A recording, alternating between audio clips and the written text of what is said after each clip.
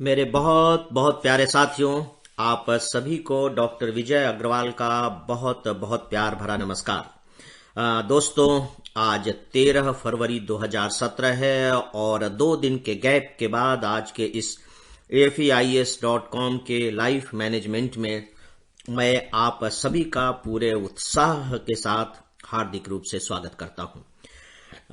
मुझे उम्मीद है फ्रेंड्स कि अभी बीच में जो 2 दिन का गैप था इसमें आपने बैलेंस ऑफ लाइफ के बारे में काफ़ी कुछ विचार किया होगा। और जैसा कि मैंने पहले आप सबसे अर्ज किया था कि अपने अंदर थोड़ी सी ताका झांकी भी की होगी। अक्सर दूसरों के अंदर की ताका झांकी तो हम लोग करते रहते हैं, भले वो ठीक से देख पाएं या न देख पाएं, लेकिन अपने अंदर करना भूल जाते हैं। ताका झांकी की बात मैं इसलिए कह रहा हूं फ्रेंड्स कि जब तक हम अपने अंदर ताका झांकी नहीं करेंगे, यानी कि आत्मावलोकन जिसे आप साहित्यिक शब्दावली में कहेंगे, तब तक बात बनेगी नहीं। हाँ, आप सुन लेंगे, आप पढ़ लेंगे और जोश में आकर के आप संकल्प भी ले लेंगे, कसमें खा लेंगे, लेकिन होगा कुछ नहीं।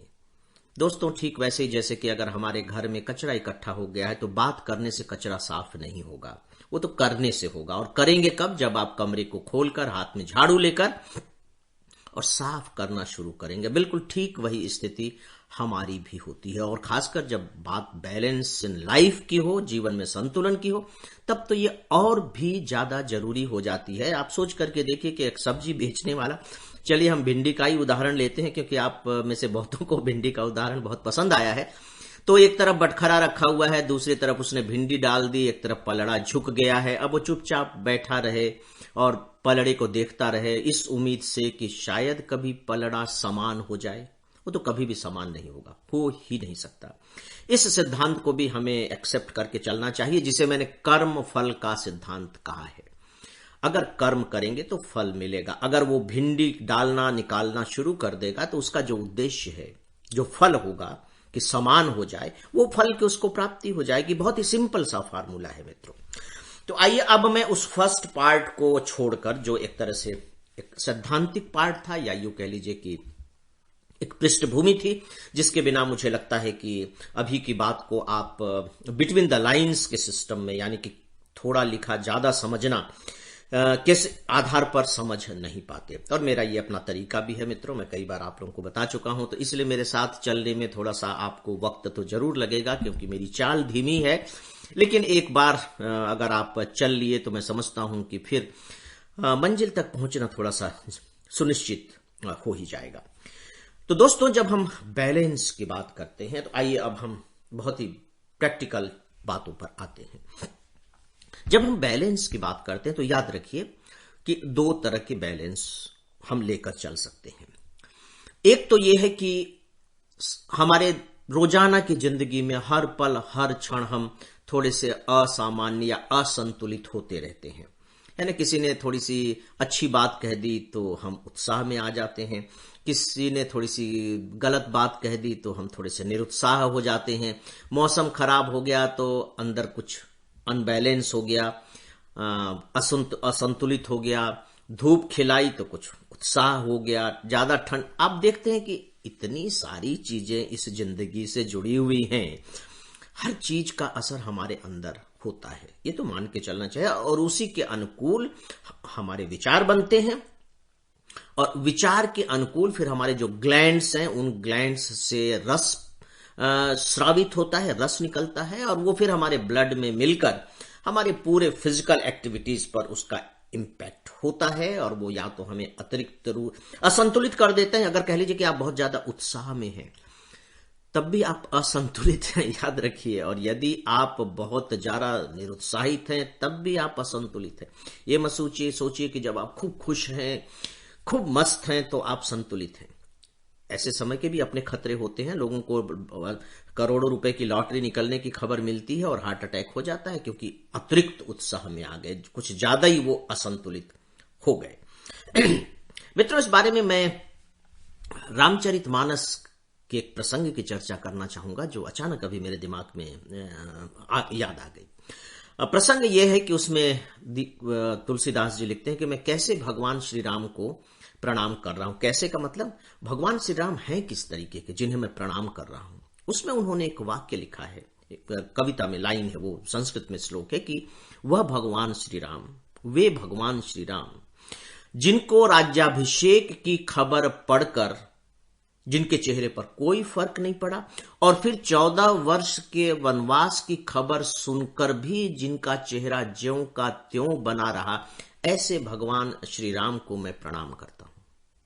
आप देखिए कि वो क्या कह रहे हैं, राज्याभिषेक, अतिरिक्त उत्साह, लेकिन उनके चेहरे पर कोई भी उसका प्रभाव नहीं है, यानी कि अंदर से वो बिल्कुल संतुलित है।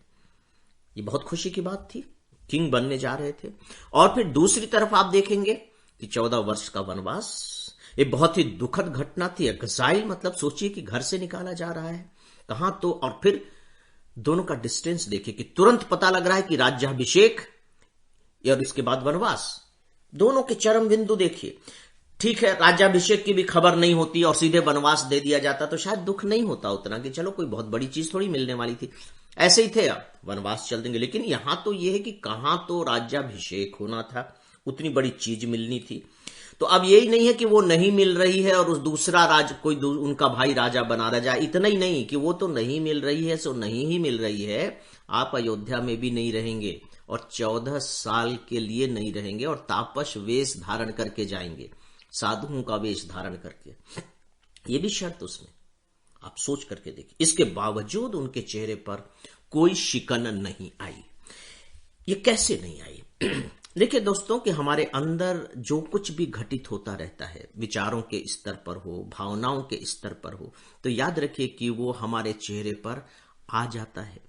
आपने वो फिल्मी गीत शायद सुना हो, शायद मैं इसलिए कह रहा हूं कि पता नहीं अब जो मेरे नौजवान साथी हैं पुराने गीत कितने सुनते हैं मुझे नहीं मालूम, लेकिन हम लोग तो उन्हीं गीतों में पले बढ़े हैं और एक एक गीत सालों तक चलता रहता था बिना का जयमाला में, और फिर बिना याद किए याद हो जाते थे वो गीत। अब तो 2-2, 3-3 दिन, 4-4 दिन, एक सप्ताह तक की ड्यूरेशन होती, अल्पकालिक मृत्यु होने को वो अभिशप्त है।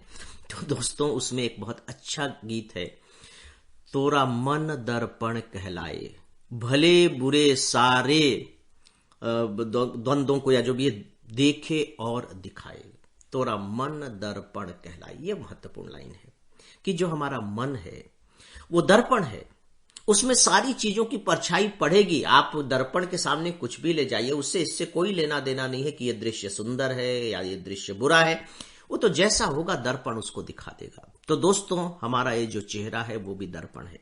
हमारे अंदर जो भी विचार उठते हैं, जो भी भावनाएं उठती हैं, वो हमारे चेहरे पर झलक जाती है, और ये तो आपका अनुभव भी है। तो मित्रों, ये जो चेहरे पर जो हमारे भाव आते हैं, ये होता क्या है कि अगर बहुत ही सामान्य किस्म का असंतुलन है, असंतुलन का मतलब मान लीजिए कि परिवर्तन हो गया, मैं अभी संतुलन में हूं, उसमें परिवर्तन हो गया है ना। जैसे ही आप तराजू के एक तरफ बटखरा, अदरवाइज तो तराजू सम रहता ही है, एक तरफ बटखरा रख देते हैं असंतुलित हो जाता है, दूसरी तरफ सामान रख देंगे फिर असंतुलित हो जाएगा, यही चलता रहता है। तो एक तो सामान्य सी चीज होती है जो हम डेली लाइफ में करते रहते हैं, जिसके बारे में हमें ज्यादा चिंता भी नहीं होती, क्योंकि जीवन चलता रहता है।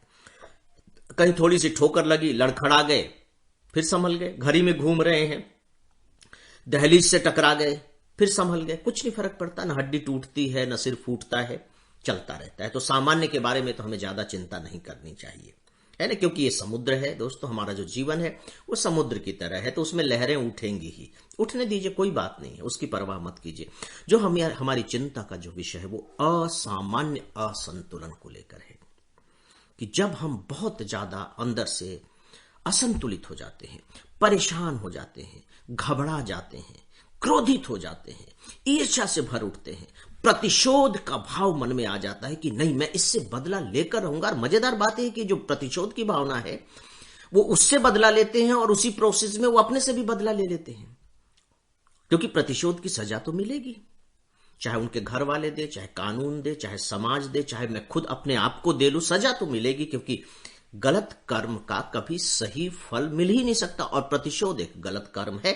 आप भले तर्क के द्वारा इस बात को सिद्ध कर दीजिए कि साहब चूंकि उसने मेरे साथ ऐसा किया था तो मुझे भी उसके साथ ऐसा करने का अधिकार है, कर लीजिए, अधिकार पूरा कर लीजिए, फल तो उसका मिलेगा। तो ये जो असामान्य घटनाएं हमारे जीवन में घटित होती हैं बाहरी परिस्थितियों के कारण, दोस्तों वो हमें अंदर से विचलित कर देती हैं और बुरी तरह से असंतुलित कर देती हैं। और सच पूछे तो यही वो तूफान है, आंतरिक तूफान है। मतलब आपके अंदर अब आंधी चलने लगी है, आपके अंदर एक सुनामी आने की चेतावनी दे दी गई है। अब जो आपके सामने चुनौती है वो ये है कि आप इस सुनामी आने से पहले ही अपने आप को सुरक्षित कर पा रहे हैं या नहीं कर पा रहे हैं।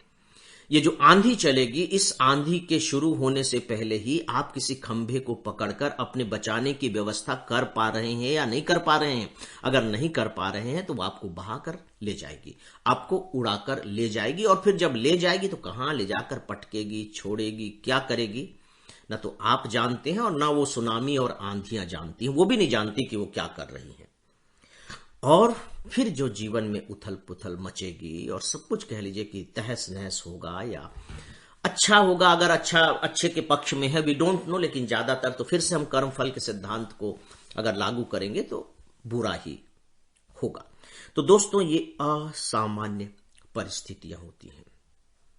अब इस असामान्य परिस्थिति के अपने अपने लेवल हैं कि कोई बहुत ज्यादा असामान्य है, कोई थोड़ा सा कम असामान्य है, कोई बिल्कुल चरम क्लाइमेक्स का ही असामान्य है। जो भी हो दोस्तों, ये सब अब आपको थोड़ा सा समझना पड़ेगा। मित्रों, अब मैं आपको एक सूत्र दे रहा हूं इस पृष्ठभूमि के बाद। इस पर आपको, अगर आप इसमें इंटरेस्टेड हैं तो इस पर थोड़ा सा काम कीजिएगा। और काम ये कीजिएगा फ्रेंड्स कि आप अपने जीवन की किसी भी एक ऐसी घटना को याद कर लीजिए जो ताजा हो, जो जितना भी नया हो। नया मैं इसलिए कह रहा हूं कि ताकि उसकी छोटी छोटी चीजें, बारीकियां आपको याद हो।